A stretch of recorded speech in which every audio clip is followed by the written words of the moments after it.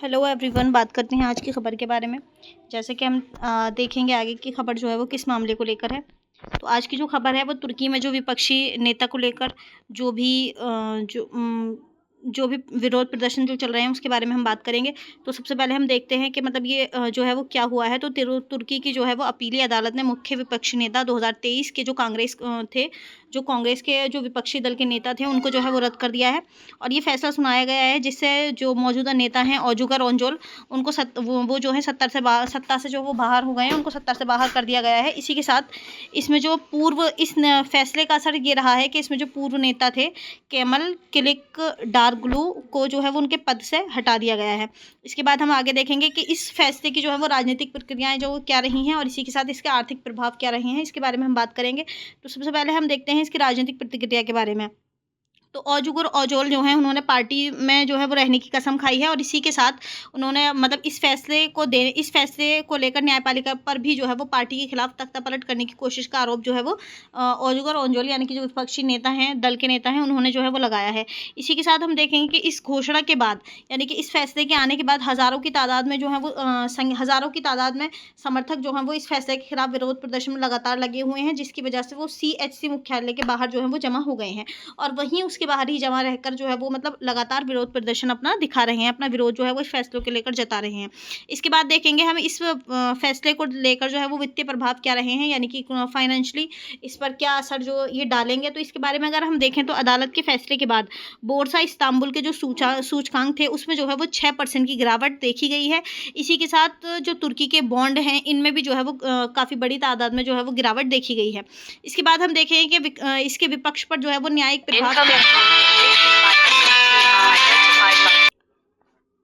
बात करते हैं इसके विपक्ष पर जो है न्यायिक प्रभाव इसके क्या रहे हैं। तो हम देखेंगे कि उल्लेखित फैसले की वजह से जो है वो मतलब जिस तरह तुर्की को जो है वो धर्मनिरपेक्ष और मध्यम वर्गीय CHC पार्टी के लिए जो है वो एक बड़ी चुनौती के रूप में इसको देखा गया है। इसी के साथ विपक्ष के भीतर जो है वो अव्यवस्था और आंतरिक कलह भी जो है इसकी वजह से उभर रही है। अब देखते हैं इस फैसले की वजह से क्या क्षेत्र में भी कुछ तनाव पनप कर आ रहे हैं। तो हम इसको देखेंगे कि क्षेत्रीय संघर्ष में जो विशेष रूप से इसराइल से संबंधित जितने भी संघर्ष हैं उनमें जो है उनमें ये संभवतः देखी जा रही है कि सैन्य हस्तक्षेप के बारे में यहाँ पे जो है वो एर्दोगन जो वहाँ के राष्ट्रपति हैं उन्होंने जो है हालिया चेतावनी दी है। इसकी वजह से राजनीतिक परिदृश्य को भी जो है वो वहाँ पर जटिल हो गया है, यानी कि जो जितने भी संघर्ष वगैरह रहे हैं उसमें सैन्य हस्तक्षेप जो है वो किया जा सकता है। इसके बाद हम देखेंगे राजनीतिक अशांति और बाजार में मतलब इस फैसले का क्या असर रहा है। तो तुर्की में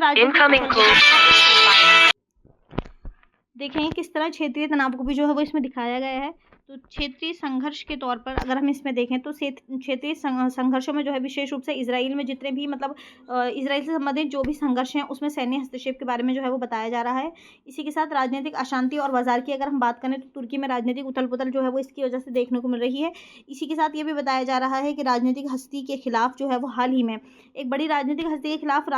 हाल ही में आए अदालती फैसले के कारण बोर्सा इस्तांबुल में जो है वो 6% की गिरावट आई है। बाजार पर इसके प्रभाव की अगर हम बात करें तो इस गिरावट के कारण पूरे बाजार में जो है वो सर्किट ब्रेकर सक्रिय हो गए हैं और इसी के साथ सरकारी बॉन्डों में भी जो है वो बड़ी मात्रा में गिरावट देखी गई है। इसके बाद अगर हम देखें तो केंद्रीय बैंक का हस्तक्षेप भी हम देखेंगे इसमें, मतलब केंद्रीय बैंक ने भी जो है वो सारी गिरावटों को देखते हुए अपना हस्तक्षेप भी दिया है। तो आर्थिक संकट से निपटने के लिए केंद्रीय बैंक ने कथित तौर पर अरबों डॉलर के विदेशी मुद्रा का भंडार की जो है वो बिक्री की है। अब हम देखेंगे कि इसमें सऊदी अरब ने जो निवेश किया है उसके बारे में अगर हम देखें तो सऊदी अरब की ऊर्जा अवसंरचना और जो अचल संपत्ति है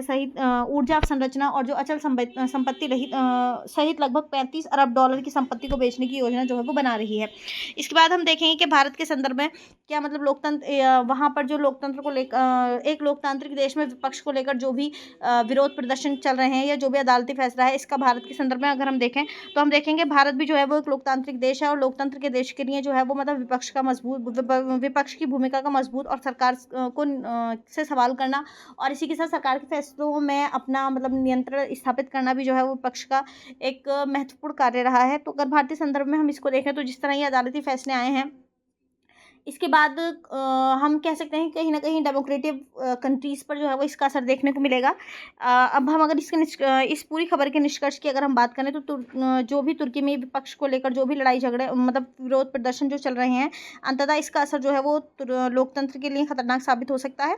और इसका असर कहीं ना कहीं मतलब सभी लोकतांत्रिक देशों पर, या जो मतलब सरकार से बाइज्ड अगर हम देखें कि कोर्ट वगैरह हैं, तो उस पर कहीं ना कहीं ये असर जो है वो देखने को मिल सकता है। आज के लिए बस इतना ही, बाकी हम देखेंगे अगली खबर में। Thank you.